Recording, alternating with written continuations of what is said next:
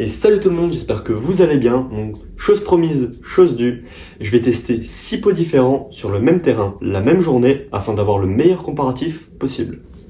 Avant que le test commence, je voulais quand même vous préciser que ce n'est que mon avis, ça dépend de mon ressenti, ça dépend aussi de ma moto, donc avec le même pot d'échappement, vous pouvez avoir un ressenti qui est complètement différent.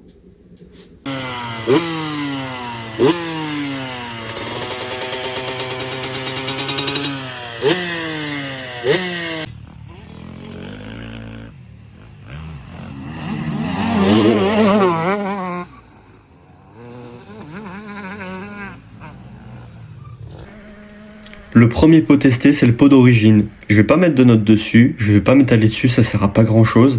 En fait, je vais surtout m'en servir comme pot d'échappement de référence.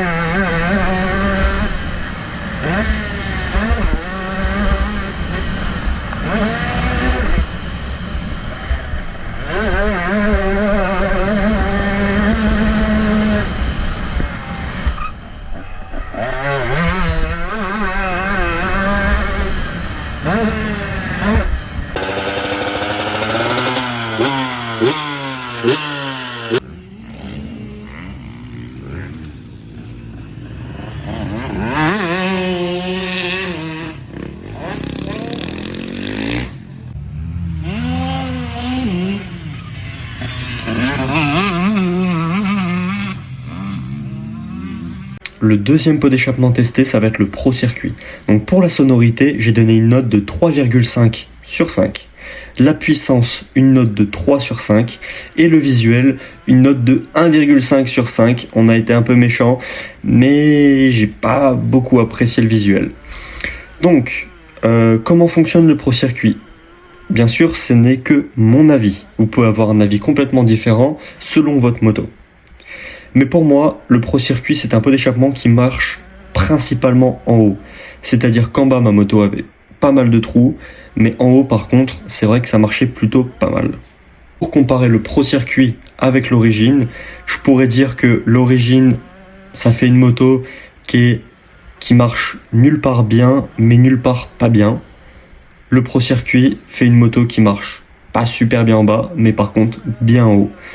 Je pourrais dire qu'il étale plutôt la puissance en haut, il la ramène en haut, si je peux dire ça comme ça.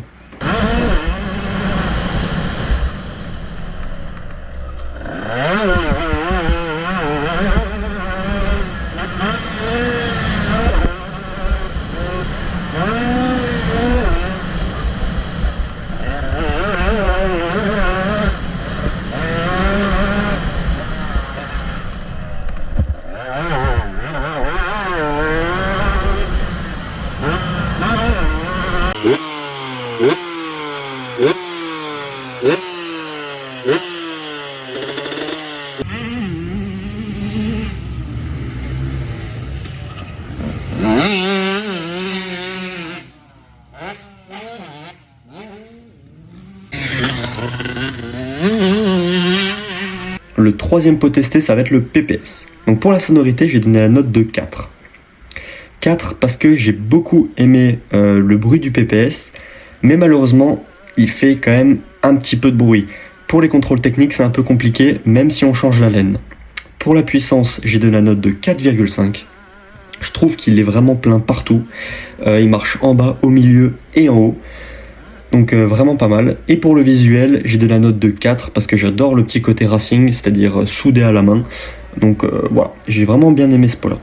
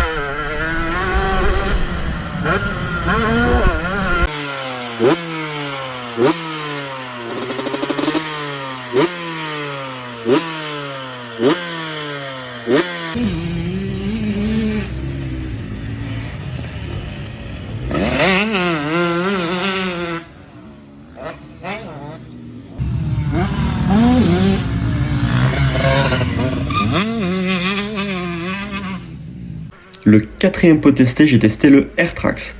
Donc pour la sonorité, j'ai mis la note de 4,5. J'ai mis une note légèrement supérieure au PPS parce qu'il fait nettement moins de bruit que le PPS. Au contrôle technique, c'est beaucoup plus simple de passer avec ce pot-là.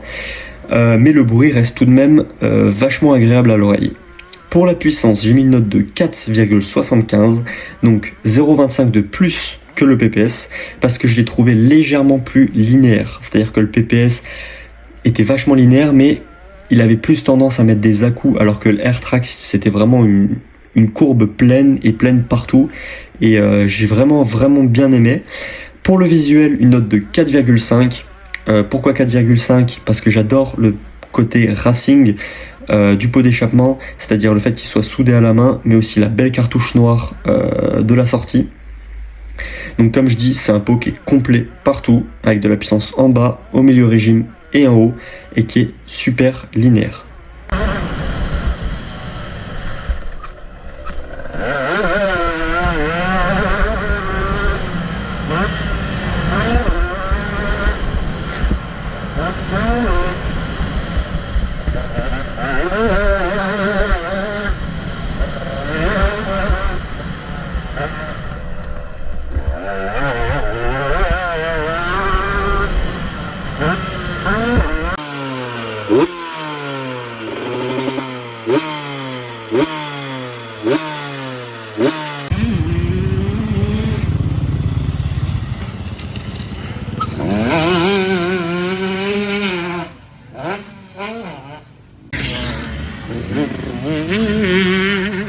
Pour le cinquième pot testé, j'ai testé le Doma.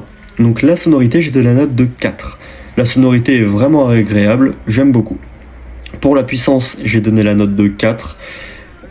Très bonne puissance en bas régime, mais par contre c'est vrai qu'il en manque en haut régime. Donc après ça dépend de qu'est-ce que vous voulez faire de la moto. Pour le visuel, j'ai donné une note de 3,75 parce que j'aime beaucoup le visuel, mais je le trouve moins fini que par exemple des pots qui sont faits à la main.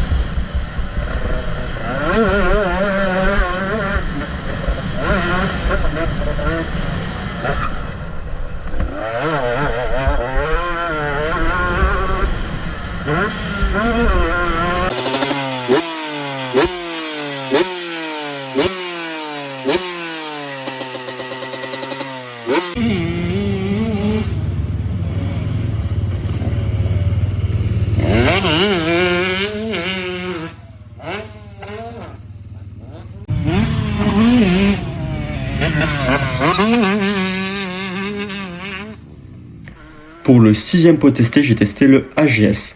La sonorité, j'ai donné la note de 4. La sonorité est très agréable, mais fait peut-être un poil de bruit. Pour la puissance, j'ai donné la note de 4. Une très bonne puissance en haut, mais par contre, manque de puissance en bas. En fait, il se complète avec le Doma. Pour le visuel, j'ai donné la note de 4, parce que j'aime beaucoup le visuel AGS, mais c'est vrai que j'aime bien, comme dit, c'est encore mon avis, mais j'aime bien les pots qui sont soudés à la main.